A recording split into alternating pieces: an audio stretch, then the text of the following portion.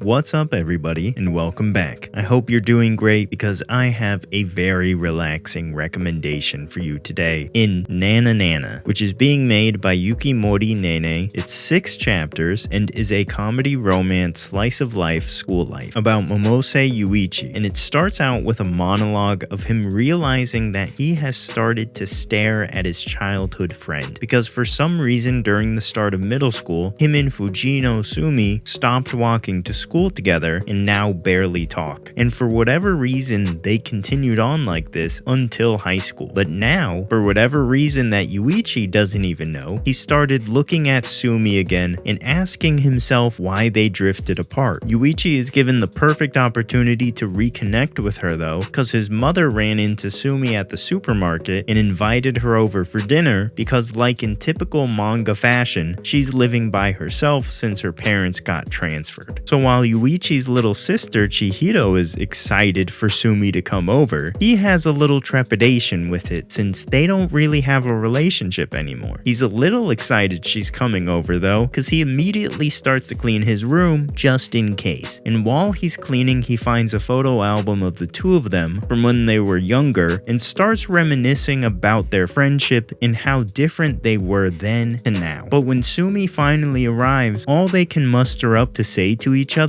is hey, which triggers Yuichi's heart to beat before Sumi admits that she's nervous to be back there, before asking Yuichi if she can call him Yu-kun again, which prompts Yu to call Sumi Sumi instead of Fujino, which is just so wholesome. And the wholesomeness doesn't stop, because when they start eating, Sumi makes an adorable face that reminds you that she made the same face when they were kids, and maybe they haven't changed that much after all. But before Sumi leaves, Chihiro makes her promise she'll come back all the time before Yu walks her home, and Sumi admits that being able to talk to Yu again made her happy. Again, another extremely wholesome moment, and one that leaves Yu on the ground and not understanding why her using his first name and their conversations feel so different. It's a fantastic first chapter that just builds into more wholesome adorableness that is honestly being told in one of my favorite ways, because the story and art are done in a way that reads quiet and subtle. If you're looking at the images, the pages aren't covered in dialogue, there's no large speech bubbles bursting with words, the lines are soft and the backgrounds are sparse, utilizing the white negative space to make the atmosphere of the read feel really light. It's one of my favorite aspects of this manga, because it really aids in the feeling when you're reading it. You're not overwhelmed by design or dialogue, instead everything is kept light to match their relationship, because at the same time where the light nature of the art feels light, the blank spaces also feel like a quiet awkwardness at times, which fits the story perfectly because both characters are quiet and a bit awkward. They're childhood friends who stopped being friendly with each other, but never actually stopped being friends. They really just drifted apart, I assume because that's just what happens when growing up. So now that they're coming back together, and not yet in a romantic way, I can assume there would be initial awkwardness as the friendship is rekindled as they remember why they were friends in the first place. It's fantastic and executed so well that reading it is just so relaxing, and every part of the story just contributes to it. Do you have typical manga tropes? Of course you do. We already had the forgotten bento and taking care of Sumi when she was sick chapters, which were both adorable, especially the sick one because Sumi is a drunk sick character, and if you don't know what I mean